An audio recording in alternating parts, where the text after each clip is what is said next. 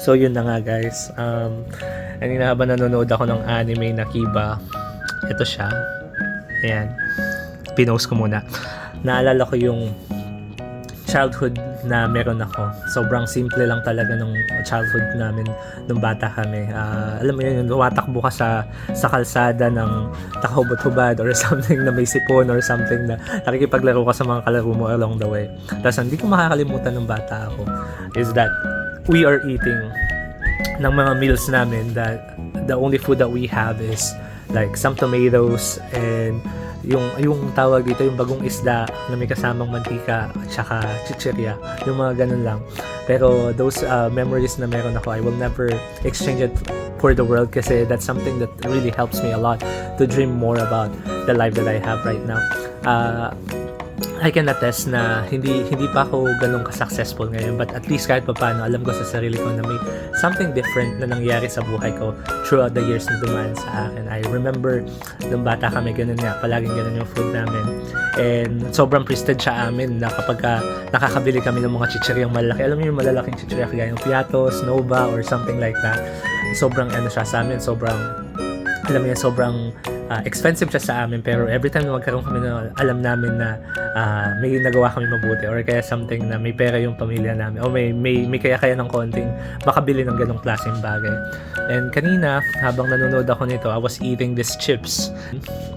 Ayan, I was eating that chips na nasa harapan ko ngayon.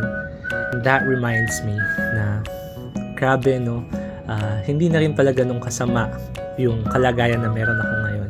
Kasi at least kahit papano, nakikita ko na may improvement yung buhay na meron ako. Isipin nyo dati, we are not capable of buying this stuff. And right now, I can actually buy it for myself.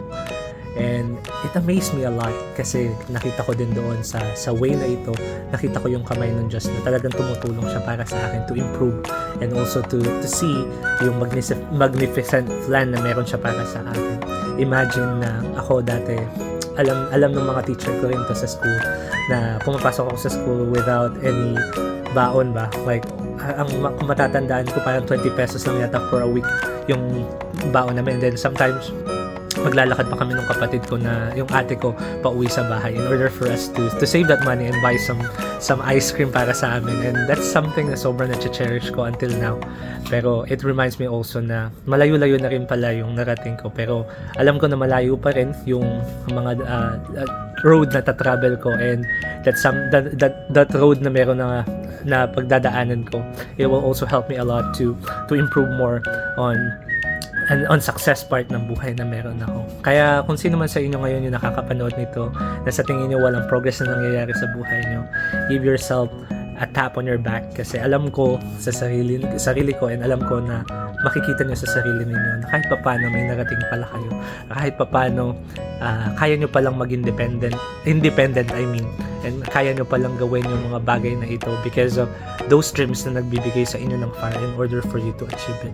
Alam ko na mahirap talaga kasi ako man nahirapan ako along the way, and hindi man ako successful ngayon, pero at least kahit papaano nakikita ko yung path na meron ako in order for me to become successful. I hope that one day we all become a successful person and we all become a tool para sa ibang tao rin na maramdaman yung pagiging worth it ng buhay na meron sila. So I hope that to those persons na nanonood nito, you will receive all your dreams, and this 2024 will be a manifestation of everything na ninanais nyo para sa buhay ninyo. Alam ko some of you can actually sense na minsan nonsense na yung sinasabi ko, pero for sure in some future times you will see the sense of everything that I was saying. So yun lang, another thought that I have, and I hope you like this video, and if you do like it, please share it sa ibang tao kasi I know that it can inspire them as well. So yun lang po, maraming salamat.